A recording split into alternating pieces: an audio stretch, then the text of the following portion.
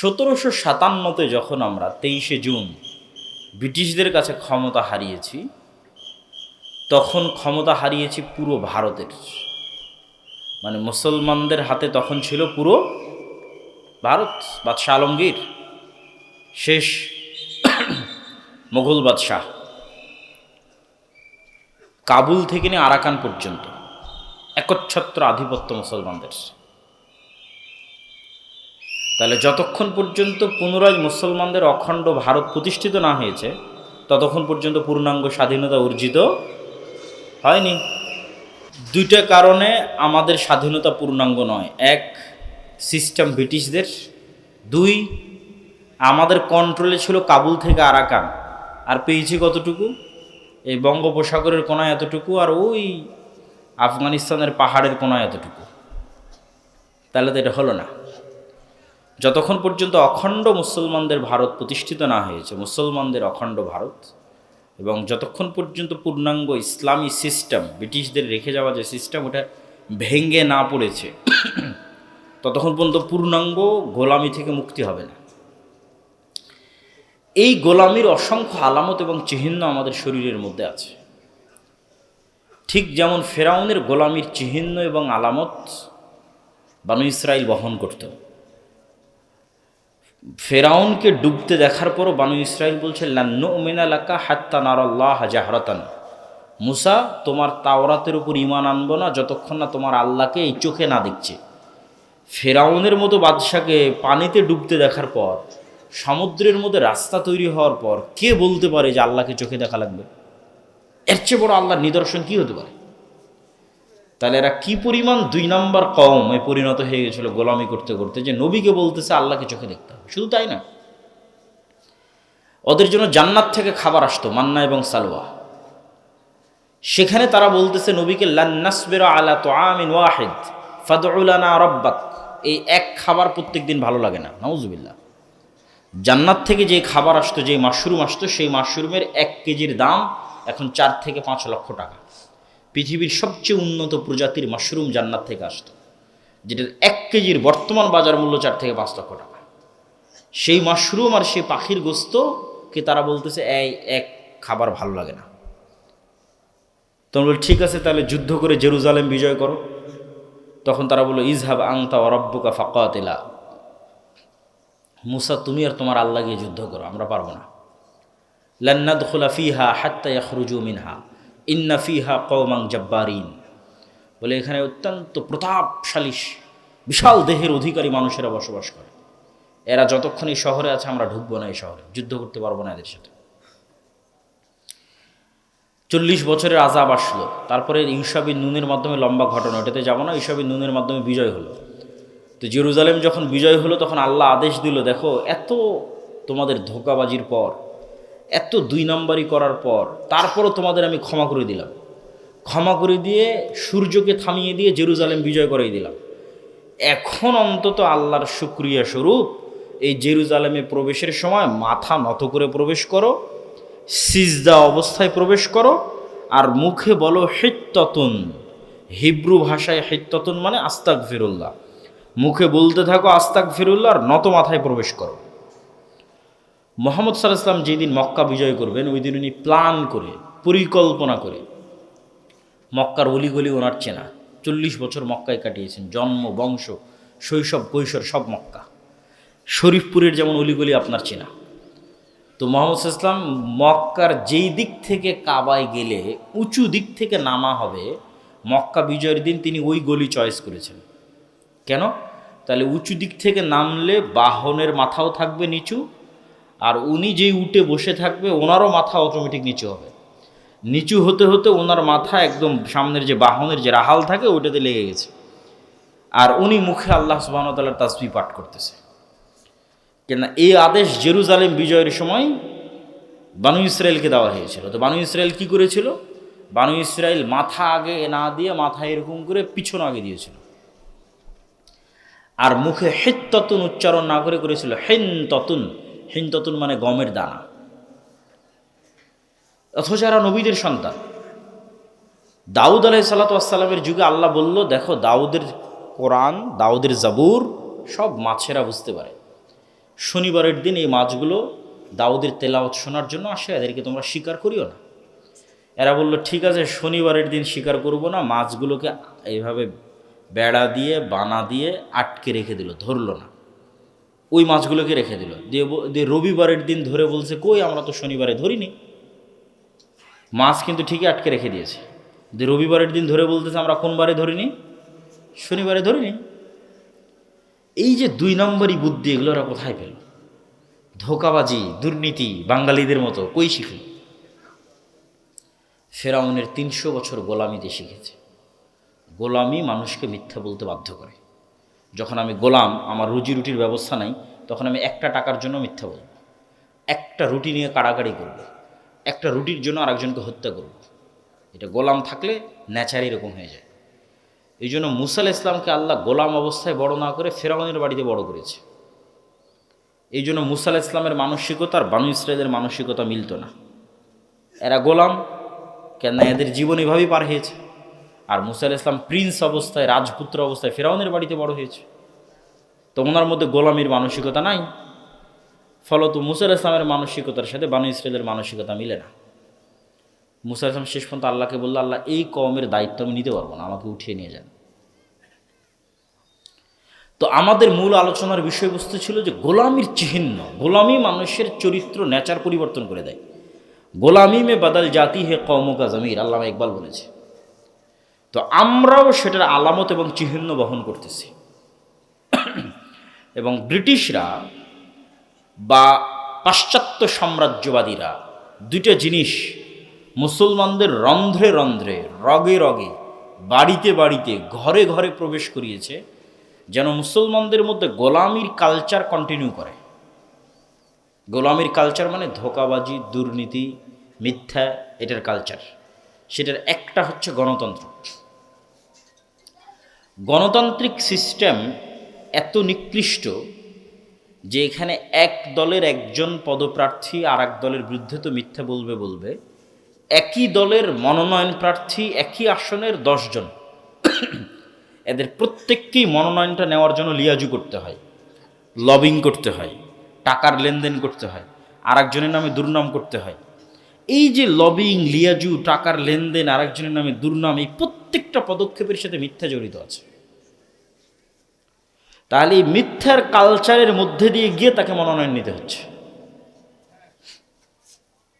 তাহলে মিথ্যার কালচারের মধ্যে দিয়ে মনোনয়ন নিলে, এবার মনোনয়ন নেওয়ার পর যখন হলফনামা জমা দিচ্ছে, হলফনামায় সম্পদের বিবরণের প্রত্যেকটা তথ্য মিথ্যা। তাহলে পুরো সিস্টেমটা দাঁড়িয়ে আছে মিথ্যার উপর। তাহলে এই মিথ্যার সিস্টেমের মধ্যে, এই ধোঁকা এবং 2 নম্বরই রাস্তার সিস্টেমের মধ্যে এমপি নির্বাচিত হয়ে আসুক আর মন্ত্রী নির্বাচিত হয়ে আসুক, আপনাদের কাছে সে যত বড়ই নেতা হোক, কোরআন এবং হাদিসের দৃষ্টিতে, আল্লাহর দৃষ্টিতে সে গোলাম। এই যে আমাদের গোলামির যে জিঞ্জির, এটা যদি আমরা ভাঙতে চাই, আমাদের যে গোলামির চলমান যে লিগাসি আমরা বহন করছি, কয়েকটা কাজ আমাদের করতে হবে। 1 নাম্বার হচ্ছে পূর্ণাঙ্গ তাওহীদে বিশ্বাসী, ইমান বিল গায়েবে ইয়াকিন আছে, এই রকম মুমিন লাগবে। আহলে হাদিসরা, সালাফিরা অনেক সময় মনে করতে পারে যে আমরা তো তাওহীদে বিশ্বাসী। আলহামদুলিল্লাহ, আহলে হাদিসরা অনেক দিক থেকেই বড় শিরক থেকে বেঁচে থাকে, কিন্তু তারপরও তাওহীদের অর্থ সকলের কাছে স্পষ্ট নয়। আল্লামা ইকবাল লিখেছেন, এ দৌর আপনি ইব্রাহিম কি তালাশ মে হ্যায়। আজকের যুগে মুসলমানদের মুক্তির একটাই রাস্তা, মুসলমানদের মধ্যে একজন ইব্রাহিম লাগবে, ইব্রাহিম আলাইহিস সালাম। আজকের মুসলমানদের বাঁচার একটাই রাস্তা, আজকের যুগের মুসলমানদের মধ্যে একজন ইব্রাহিম তৈরি হতে হবে, শতভাগ তাওহীদপন্থী মুমিন লাগবে। তো ইব্রাহিমের কি এমন ছিল যা আজকের মুসলমানদের নাই, অথবা আজকের আহলে হাদিসদেরও নাই? কি ছিল ইব্রাহিমের? ইব্রাহিম এবং ইসমাইল আলাইহিসসালাম যখন পরস্পরের কুরবানির জন্য প্রস্তুতি নিলেন, তখন কোরআনের ওই জায়গায় আয়াত আছে, আসলামা ওয়াতাল্লাহু লিল জাবিন, তারা 2 জন ইসলাম গ্রহণ করেছে। শাব্দিক অনুবাদ করলাম, তো ইব্রাহিম আর ইসমাইল তো আগে থেকে ইসলাম গ্রহণ করেছে। তো আজকে যখন মাথা ছুরির নিচে, পিতা ছুরি ধরে আছে আর সন্তান ছুরির নিচে, তখন কিসের ইসলাম গ্রহণ হলো? ইসলাম মানে আল্লাহর সিদ্ধান্তের সামনে পরিপূর্ণ আত্মসমর্পণ। তো আজকে পিতা নিহত হওয়ার জন্য প্রস্তুত, কেননা সিদ্ধান্ত আল্লাহর। আজকে পিতা সন্তানকে জবাই করার জন্য প্রস্তুত, কেননা সিদ্ধান্ত আল্লাহর। এই জন্য এখানে বলা হয়েছে আসলামা, আল্লাহর সিদ্ধান্তের সামনে দুইজন যেভাবে আত্মসমর্পণ করলো, এটাই ইসলাম। তো আমরা শতভাগ তাওহীদপন্থী নই। ধরেন আমরা আহলে হাদিসরা হয়তো শিরক থেকে বেঁচে থাকলাম, তাবিজ কবজ থেকে বেঁচে থাকলাম, কিন্তু আমি টাকার সামনে সব কিছু বিক্রি করে দিতে রাজি আছি, ক্ষমতার জন্য সব কিছু বিসর্জন দিতে রাজি আছি, নিজের নফসের শাহওয়াতকে পূরণ করার জন্য সব কিছু বিসর্জন দিতে রাজি আছি। সেটা নারী হোক, মদ হোক, জুয়া হোক, বিড়ি হোক, সিগারেট হোক। তখন নফসের শাহওয়াতকে কোরআনে বলা হয়েছে ইলাহ, ইলাহাহু হাওয়া। তাহলে শুধু কবরে সিজদা দিলে মানুষ মুশরিক হয়ে গেল, আর আমি কবরে সিজদা দিই না তাই বড় তাওহীদপন্থী? জি না, আমার ইলাহ তো বিড়ি, আমার ইলাহ সিগারেট, আমার ইলাহ মদ, আমার ইলাহ জুয়া, আমার ইলাহ ক্ষমতা, আমার ইলাহ ওই নারী, আমার ইলাহ ওই টাকা। তাহলে শতভাগ তাওহীদপন্থী মানে সব দিক থেকে মুক্ত। ये दौर अपने इब्राहिम की तलाश में है, মানে ইব্রাহিমের কলব সকল কিছু থেকে মুক্ত। ইব্রাহিম ছিল পূর্ণ মুসলিম, মানে আল্লাহর সিদ্ধান্তের সামনে নিজের না নাফসের সিদ্ধান্ত, আল্লাহর সিদ্ধান্তের সামনে না টাকার মূল্য, আল্লাহর সিদ্ধান্তের সামনে না বিড়ি সিগারেটের মূল্য, আল্লাহর সিদ্ধান্তের সামনে না জুয়ার মূল্য, না নারীর মূল্য, আর না আল্লাহর সিদ্ধান্তের সামনে কবর, তাবিজ কবজের মূল্য। আল্লাহর সিদ্ধান্ত যা, তার সামনে আমি মাথা নত করলাম। এরকম পূর্ণাঙ্গ তাওহীদপন্থী মানুষ খুঁজে পাওয়া খুব দুষ্কর, খুবই দুষ্কর। এই জন্য আল্লামা ইকবাল আরও একটা কবিতায় বলেছেন, নয়ে জামানে কে আজর নে তারা শোয়ে হ্যাঁ সনম আওর, যে আজকের মুসলমানদের প্রত্যেকটা বাড়িতে মূর্তি আছে, কিন্তু এই মূর্তি ওই ইব্রাহিম আলাইহিস সালামের পিতা আজরের তৈরি করা মূর্তি নয়, হিন্দুদের মা কালী দেবী দুর্গার মূর্তি নয়। এই মূর্তি নতুন যুগের আজরেরা তৈরি করেছে। ইনসার এ খুদাও মে বড়া সবসে ওয়াতন হ্যাঁ, ইসকা जो पैराहन है वो मजहब का कफन है। আজকের আধুনিক যুগের আজরেরা যত মূর্তি তৈরি করেছে, যেমন গণতন্ত্র একটা মূর্তি, ন্যাশনালিজম জাতীয়তাবাদ একটা মূর্তি, সেকুলারিজম ধর্মনিরপেক্ষ মতবাদ একটা মূর্তি, সমাজতন্ত্র সোশ্যালিজম একটা মূর্তি। তাহলে আজকের মুসলমানেরা মূর্তির পূজা করে, তো সেই মূর্তি তুমি হিন্দুদের মূর্তি খুঁজতে গেলে হবে না। আজকের মুসলমানেরা যেই মূর্তির পূজা করে সেই মূর্তি হচ্ছে এগুলো। তাহলে এই বিমূর্ত মূর্তির পূজা করে আমরা কিন্তু ইব্রাহিম হতে পারবো না।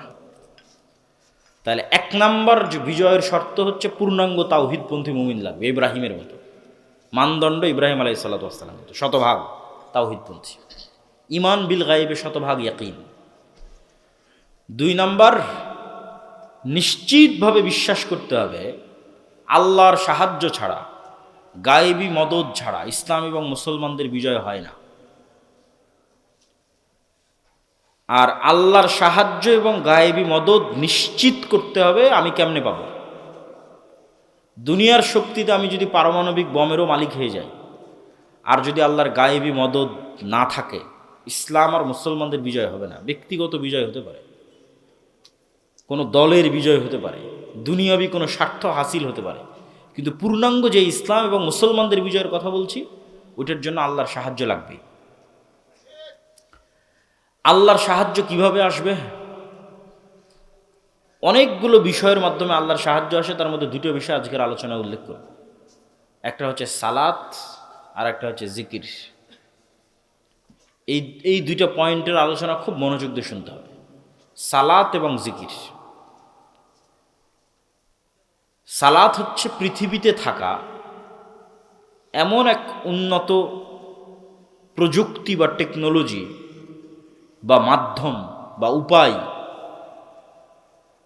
যা দিয়ে দুনিয়াতে বসে থেকে সরাসরি 7 আসমানের সাথে যোগাযোগ তৈরি করা যায়, সম্পর্ক তৈরি করা যায়, কানেকশন তৈরি করা যায়। আমরা যেমন করোনার পরে অনেকে লাইভ ক্লাস করি, জুম অ্যাপের মধ্যে লগ ইন দিয়ে পাসওয়ার্ড দিয়ে প্রবেশ করে লাইভে ক্লাস করি অথবা লাইভে আমরা টক শো করি, যেখানে একজন আরেকজনের মুখোমুখি হয় 1000 কিলোমিটার দূরে থাকার পরেও। ওয়াশিংটন থেকে একজন মুখোমুখি হয়েছে, একজন ঢাকা থেকে, একজন জাপান থেকে মুখোমুখি হচ্ছে। তো এই যে আমরা পরস্পর লাইভ ক্লাসে মুখোমুখি হচ্ছি, এই ইন্টারনেট, এই মোবাইলের চেয়েও লক্ষ কোটি গুণ, হাজারো গুণ উন্নত প্রযুক্তি হচ্ছে সালাত, যেখানে রব্বুল আলামিনের সাথে বান্দা লাইভ কানেক্টেড হয়, মুখোমুখি হয়। রাসূল সাল্লাল্লাহু আলাইহি ওয়াসাল্লামের হাদিস তোমাদের পরিভাষায় আমি অনুবাদ করলাম। রাসূল সাল্লাল্লাহু আলাইহি ওয়াসাল্লাম বলছেন, বান্দা যখন সিজদার দিকে তাকায় এবং তার কলব দুনিয়ার সকল চিন্তা থেকে মুক্ত থাকে, তখন আল্লাহ ও বান্দার মুখোমুখি হন। আর মানুষের কলব যখন আল্লাহর সাথে কানেক্টেড না থেকে দুনিয়ার কোনো চিন্তায় মগ্ন হয়, তখন আল্লাহ বিচ্ছিন্ন হয়ে যান। এটা আমি তোমাদের ভাষায় অনুবাদ করলাম যে লাইভ, আল্লাহ সুবহানাহু ওয়া তাআলা লাইভ বান্দার মুখোমুখি হয়। কেননা মানুষের হৃদয়ের বুকের মধ্যে যে কলব আছে, এই কলব পৃথিবীর সবচেয়ে উন্নত প্রযুক্তির মেশিন। এই কলব দিয়ে ভিন্ন জগতের সাথে যোগাযোগ হয়, শয়তানের সাথে, ফেরেশতার সাথে, আল্লাহ সুবহানাহু ওয়া তাআলার সাথে। তো এই জন্য বলা হয়েছে যে কলব যতক্ষণ আল্লাহর সাথে কানেক্টেড, ততক্ষণ আল্লাহ বান্দার মুখোমুখি। কলব যখন দুনিয়ার চিন্তায় মগ্ন, তখন আল্লাহ সুবহানাহু ওয়া তাআলার সাথে যোগাযোগ বিচ্ছিন্ন। সালাতের বিষয়টা আরও বুঝিয়ে বলার জন্য, যেমন আমরা মোবাইল যখন অন করি তখন মোবাইলে কিন্তু পাসওয়ার্ড দেওয়া থাকে। এই যে ফিঙ্গারপ্রিন্ট নিল, নিয়ে ফোনটা ওপেন হলো, অথবা ফেস ভেরিফিকেশন নিবে, নিয়ে ফোনটা ওপেন হবে। কেন এই ফোনে আগেই একটা ফেস দেওয়া আছে, যখন ফোন নেওয়া হয়েছে তখন সে আমার ফেস ডিটেক্ট করেছে, ডানে বামে উপরে নিচে কয়েকবার করে ফেস ডিটেক্ট করেছে। ভাইয়েরা যারা উঁচু পর্যায়ে চাকরি করে, তাদের বিভিন্ন অফিসে গেলে দেখবা যে কার্ড দিয়ে দরজা ওপেন হচ্ছে, কার্ড পাঞ্চ করতেছে, দরজা ওপেন হয়ে যাচ্ছে, ফিঙ্গারপ্রিন্ট দিচ্ছে, দরজা ওপেন হয়ে যাচ্ছে। তো কল্পনা করো যে আমরা পৃথিবীর সবচেয়ে উন্নত প্রযুক্তির একটা দরজার সামনে দাঁড়িয়ে আছি, যে দরজার পাসওয়ার্ড এগুলোর চেয়ে তো হার্ড। শুধু fingerprint, face verification, password, card, এগুলোর চেয়ে তো টপ লেভেলের পাসওয়ার্ড ওই দরজার। কেন ওই দরজাটাই এত উন্নত প্রযুক্তির যে ওখানে এত ভ্যারাইটিস টাইপ অফ পাসওয়ার্ড সংযুক্ত করা সম্ভব। সেটা কি, আমরা একটা দরজার সামনে দাঁড়িয়ে আছি, সেই দরজাটাই পাসওয়ার্ড কাজ করবে না নির্ধারিত সময় ছাড়া, অ্যাক্টিভ হবে না। তাহলে নির্ধারিত সময় উপস্থিত হতে হবে। ওই দরজার মধ্যে মনে করো, যেমন আমার মোবাইলে যেমন ফেস ভেরিফিকেশন দেওয়া আছে, ওই দরজার মধ্যে বিভিন্ন পিকচার সেট করা আছে। আমি যখন ওই পিকচারের অনুকরণ করব, যেই পিকচার ওখানে সেট করা আছে, তখন রিসিভ করবে যে হ্যাঁ মিলতেছে। তো ধরো ওখানে একটা পিকচার সেট করা আছে, এইভাবে দাঁড়িয়ে আছে, রুকুতে গেলাম, সিজদায় গেলাম, এই পিকচারগুলো আগে থেকে দরজায় সেট করা আছে, আমিও সেম ওই রকম করতেছি, মিলতেছি পিকচারের সাথে। পাশাপাশি ওই প্রতিটা ফরম্যাটে একটা করে আওয়াজ দেওয়া আছে, যে আওয়াজটা ওখানে আগে থেকে সেট করা আছে, আমিও সেম ওই আওয়াজটা উচ্চারণ করতেছি, যে এই ফরম্যাটের আওয়াজ হচ্ছে আলহামদুলিল্লাহ রাব্বিল আলামিন আর রহমানির রহিম, রুকুর ফরম্যাটের আওয়াজ হচ্ছে সুবহান রাব্বিল আযীম।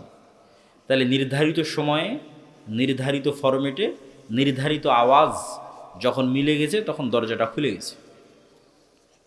এটা এমনি কল্পনার জগতে এমনি একটা উদাহরণ দিলাম, কিন্তু বাস্তবতা কি?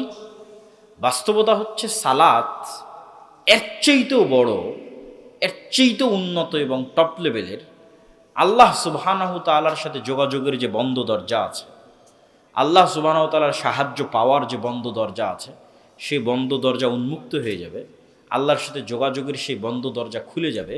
সেই মাধ্যম হচ্ছে, সেই উপায় হচ্ছে সালাত। আরও উন্নত, আরও টপ লেভেলের, যেখানে সরাসরি আল্লাহ সুবহানাহু ওয়া তাআলার সাথে যোগাযোগ তৈরি হয়।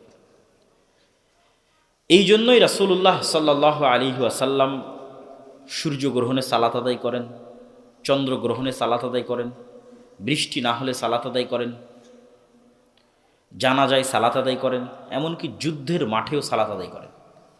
যুদ্ধের মাঠে সালাতের কি লজিক কে বলতে পারবে? অর্ধেক মানুষ যুদ্ধ করবে, অর্ধেক সালাত আদায় করবে। দুনিয়ার কোনো লজিকে এটা মানায় না, কেননা দুনিয়ার লজিকে তো লস, অর্ধেক মানুষ যুদ্ধ বাদ দিয়ে এসে নামাজ পড়ছে, সালাত আদায় করছে, লস। কিন্তু বাস্তবতা হচ্ছে মুসলমানদের বিজয় আল্লাহর সাহায্য ছাড়া হয় না। আর আল্লাহর সাহায্য আসবে, আল্লাহর সাথে যোগাযোগ তৈরি হবে কি দিয়ে? জোরে বলেন তো কি দিয়ে? সালাত দিয়ে। তাহলে ওই বাহ্যিক যুদ্ধের শক্তির চাইতে ওই সালাত জরুরি, কেন ওইটার মাধ্যমে আল্লাহ সুবহানাহু ওয়া তাআলার সাহায্য আসমান থেকে নেমে আসে।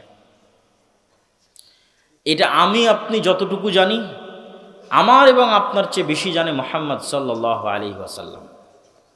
বদরের যুদ্ধের আগের রাতে তিনি লম্বা রাতের সালাত আদায় করতেছেন। আল্লাহর সাহায্য পাওয়ার জন্য সালাতের মধ্যে সবচেয়ে পাওয়ারফুল সালাত রাতের সালাত।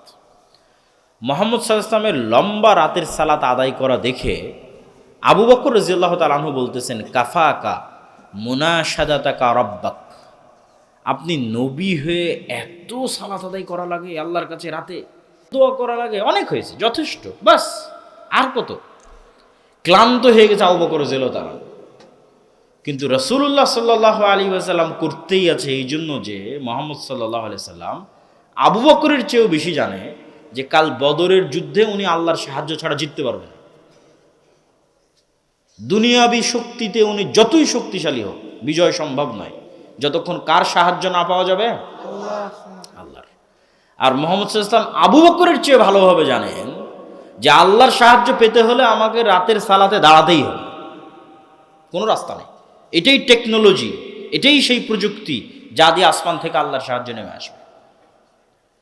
তাহলে এখন আপনি কল্পনা করেন যে পৃথিবীর সর্বশ্রেষ্ঠ নবী, সর্বশ্রেষ্ঠ রাসূল, সর্বশ্রেষ্ঠ মানুষ আল্লাহর সাহায্য ছাড়া জিততে পারছে না, জয়লাভ হচ্ছে না, বিজয় আসতেছে না। আর পৃথিবীর সর্বশ্রেষ্ঠ মানুষ আল্লাহর সাহায্য পাওয়ার জন্য 5 ওয়াক্ত সালাত তো অনেক পরে আছেই, 5 ওয়াক্ত সালাতের পরেও দীর্ঘ সময় যাবৎ রাতে উঠে সালাত আদায় করতে হচ্ছে, আল্লাহর সাহায্য নিবে তাই, অথচ উনি নবী, সর্বশ্রেষ্ঠ মানুষ, সর্বশ্রেষ্ঠ রাসূল। আর আমরা শরীফপুর জামালপুরের মানুষ 5 ওয়াক্ত সালাত আদায় না করেই শুধু ভোট দিয়ে আর মিছিল দিয়ে ইসলাম বিজয় হয়ে যাবে, হবে নাকি? সম্ভব নয়। সালাতে যে নাই ও আল্লাহর গন্তির মধ্যেই নাই, আল্লাহর গণনার মধ্যেই নাই, কাউন্টের মধ্যেই নাই। এখন কোথায় পড়ে মারা গেল, কি ভাগাড়ে ডুবে গেল, কি নদীতে পড়ে গেল, এই গণনার মধ্যেই যে নাই, সালাতে যে নাই। তো তার দিয়ে ইসলামের বিজয় তো বহু পরে, তার দিয়ে মুসলমানদের বিজয় তো বহু পরে, সে আল্লাহর গণনার খাতা থেকে বাদ। এই জন্য সালাত লাগবেই, গোলামি থেকে মুক্তির জন্য, ইসলাম এবং মুসলমানদের বিজয়ের জন্য, আল্লাহর সাহায্য পাওয়ার জন্য সালাত লাগবেই। সালাতের মধ্যে সবচেয়ে পাওয়ারফুল হচ্ছে রাতের সালাত। আর একটা পয়েন্ট আমরা বলেছি জিকির, যে দুইটা মাধ্যমে আল্লাহ সুবহানাহু ওয়া তাআলার সাহায্য পৃথিবীতে বেশি পাওয়া যায়। তার 1 নম্বর বলেছি সালাত, 2 নম্বর বলেছি জিকির। জিকিরটা বোঝানোর জন্য আমাদের বুঝতে হবে শব্দ এবং আওয়াজ অত্যন্ত পাওয়ারফুল। শব্দভিত্তিক প্রযুক্তি, আওয়াজ ভিত্তিক প্রযুক্তি পৃথিবীতে সবচেয়ে শক্তিশালী। এটা যতক্ষণ আমি আপনাকে না বুঝাতে পারবো ততক্ষণ জিকির কেন পাওয়ারফুল এটা বুঝাতে পারবো না।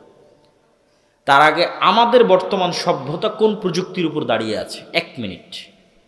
আমাদের বর্তমান সভ্যতা দাঁড়িয়ে আছে এই মোবাইল, এই কম্পিউটার, এই ইন্টারনেট, এই ক্যামেরা, ফেসবুক, ইউটিউব যা আছে, পুরো যে আমাদের ডিজিটাল যে সভ্যতা, এই সভ্যতাটা দাঁড়িয়ে আছে আলোর যে তরঙ্গ, লাইটের যে ওয়েভ, ওইটার মধ্যে যে ডাটা ট্রান্সফার করার ক্ষমতা আছে সেটার উপর দাঁড়িয়ে আছে। আলো ডাটা ট্রান্সফার করতে পারে, এটা আজকে থেকে নয়, যেদিন থেকে আল্লাহ পৃথিবী সৃষ্টি করেছে ওই দিন থেকে। মানুষ জানতো না, মানুষের এই জ্ঞান ছিল না। আজ 50-100 বছর হচ্ছে মানুষ শিখেছে যে কিভাবে আলোর মধ্যে দিয়ে ডাটা ট্রান্সফার হলে ওটাকে রিসিভ করা যায়। ওইভাবে মোবাইল বানিয়েছে, ওইভাবে টাওয়ার সেট করেছে। এই মোবাইলের সাথে তো আমার মুখের কোনো তার নাই, আবার ওই মোবাইলের সাথে টাওয়ারের তো কোনো তার নাই, এগুলো আলোর মধ্যে দিয়ে যাচ্ছে।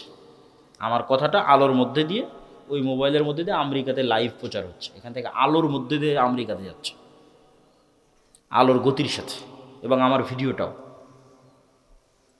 এবং এটার আরও চাক্ষুষ জ্বলন্ত উদাহরণ হচ্ছে আপনি যদি আলোর চেয়ে বেশি গতি অর্জন করতে পারেন, যেটা মানুষের পক্ষে সম্ভব নয়, কিন্তু কল্পনা করেন যে মুহাম্মদ সাল্লাল্লাহু আলাইহি ওয়াসাল্লাম তো মিরাজে আলোর গতি ভেদ করে চলে গেছিল। তা আমরা যদি আলোর চেয়ে গতিশীল কোনো কিছু অর্জন করতে পারি, দিয়ে আজ থেকে 15 বছর পূর্বে যদি চলে যাই, আলো এবং সময় সেম, সময় আর আলো এক। 15 বছর আগে এই পৃথিবীতে, এই শরীফপুরে, এই জামালপুরে যে সময়টা অতিক্রম হয়েছে, ওর সাথে একটা আলো অতিক্রম করেছে, ওর সাথে একটা লাইটও অতিক্রম করেছে। লাইট এবং সময় একই সাথে চলমান। তো আমি যদি আলোর গতিতে 15 বছর আগে চলে যাই, দিয়ে ওখানে গিয়ে যদি একটা মেশিন সেট করি, তাহলে 15 বছর আগে এই শরীফপুর, এই জামালপুরে কে কী বলেছে, কে কী করেছে সব শোনা যাবে লাইভ, এবং সব দেখা যাবে লাইভ। বদরের যুদ্ধ লাইভ দেখা সম্ভব। শুধু বদরের যুদ্ধের সময় যে আলো ক্রস করেছে, ওটার বয়স 1500 বছর। ওই 1500 বছর আলো এখন যত দূর আছে মহাকাশে, ওখানে গিয়ে ধরতে হবে। ওখানে গিয়ে ধরলে লাইভ দেখা যাবে। রাসূল সাল্লাল্লাহু আলাইহি ওয়াসাল্লামের আওয়াজ, সাউন্ড লাইভ শোনা যাবে, হাদিস এবং যুদ্ধ লাইভ দেখা যাবে। এই জন্য মানুষের কোনো কিছু হারায় না, আমরা যা করছি কিচ্ছু হারায় না, সব আলোর মধ্যে আছে। তাহলে মানুষই তো মানুষের হিসাব নিতে পারবে, আল্লাহর হিসাব নেওয়া তো বহু পরে। আল্লাহ সুবহানাহু ওয়া তাআলা তো এগুলোর কোনোটারই মুখাপেক্ষী নন, কিন্তু তারপর আমাদের জ্ঞান দিয়ে আমরা যতটুকু অর্জন করেছি, সেটাতে আমরাই আমাদের হাতে ধরা। তো আধুনিক সভ্যতা দাঁড়িয়ে আছে এই আলো কেন্দ্রিক, এই লাইট কেন্দ্রিক, তরঙ্গ ওয়েভ কেন্দ্রিক প্রযুক্তির উপর। আর আমি এমন একটা প্রযুক্তির কথা বলছি যেটা শব্দ কেন্দ্রিক, আওয়াজ ভিত্তিক, আওয়াজ কেন্দ্রিক। এইটার কিছু জ্ঞান আল্লাহ সুলাইমান আলাইহিস সালাতু ওয়াস সালামকে দিয়েছিলেন।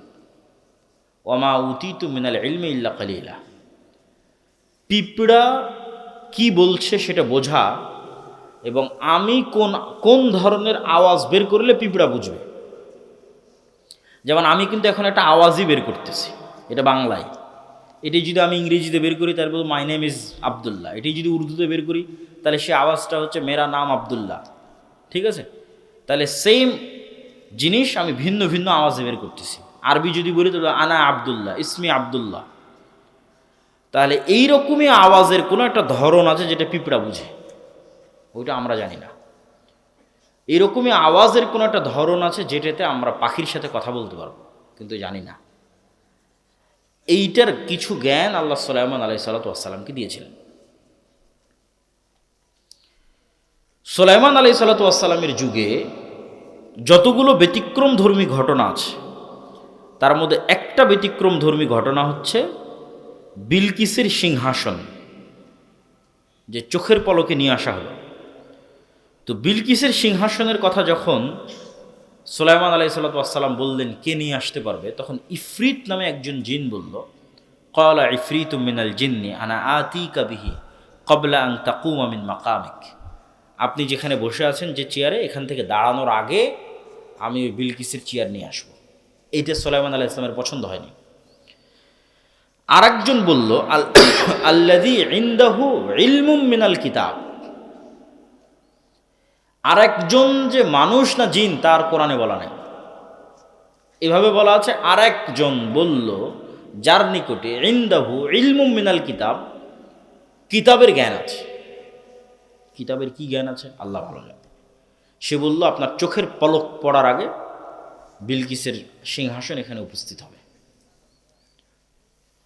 তো কি জ্ঞান থাকতে পারে আল্লাহ ভালো জানে। আমার ধারণা এবং কিছু মুফাসসিরেরও ব্যাখ্যায় এটা উঠে এসেছে যে তাকে যে ইলমুম মিনাল কিতাবের কথা বলা হচ্ছে, এই ব্যক্তি একজন মানুষ, সে জিন নয়। এবং এখানে গায়ের ক্ষমতার, শরীরের ক্ষমতার কথা বলা হয়নি, যে আমি গায়ের জোরে, শরীরের ক্ষমতার জোরে উড়ে গেলাম, গিয়ে সিংহাসন নিয়ে চলে আসলাম, এটা বলা হয়নি। মানুষ, জ্ঞানের ক্ষমতা, তার কাছে একটা বিশেষ জিকিরের জ্ঞান ছিল, যে জিকির, যে আওয়াজ উচ্চারণ করলে চোখের পলকে ওখান থেকে সিংহাসন ট্রান্সফার হয়ে এখানে নিয়ে আসা সম্ভব। ইনদাহু ইলমুম মিনাল কিতাব। তো আমরা আলোচনা করতেছি আওয়াজ ভিত্তিক প্রযুক্তি। আওয়াজ কেন পাওয়ারফুল? আল্লাহ সুবহানাহু ওয়া তাআলা পৃথিবী ধ্বংস করার জন্য যে সিস্টেম ডেভেলপ করেছেন, সেই সিস্টেম আওয়াজ ভিত্তিক। সেটা হচ্ছে ইসরাফিল বাঁশিতে ফু দিবে, সেখান থেকে আওয়াজ তৈরি হবে, এই আওয়াজে আসমান, জমিন, গ্রহ, নক্ষত্র, সূর্য সব ভেঙে চূর্ণ বিচূর্ণ হয়ে যাবে আওয়াজে। ঠিক পুনরুত্থানের জন্য আল্লাহ যে সিস্টেম তৈরি করেছেন, যে পৃথিবীর সব মানুষ, সব জিন, সব ফেরেশতা মৃত্যুবরণ করে শেষ, কুল্লু মান আলাইহা ফান ওয়া ইয়াবকা ওয়াজহু রাব্বিকা যুল জালালি ওয়াল ইকরাম, মালাকুল মউত, জিবরাইল সব মারা গেছে, কেউ নাই। তারপরে আল্লাহ পুনরুত্থান ঘটাতে চান, তখন পুনরায় ইসরাফিলকে তৈরি করে ইসরাফিলকে বাঁশিতে ফু দিতে বলা হবে, এবং ইসরাফিলের বাঁশির ফুয়ের আওয়াজে পৃথিবীর সব মানুষ যারা মারা গেছে আদম থেকে কিয়ামত পর্যন্ত সব কবর থেকে উঠতে থাকবে উলঙ্গ অবস্থায়, খালি পায়ে, এবং হাসরের দিকে যাত্রা শুরু করবে।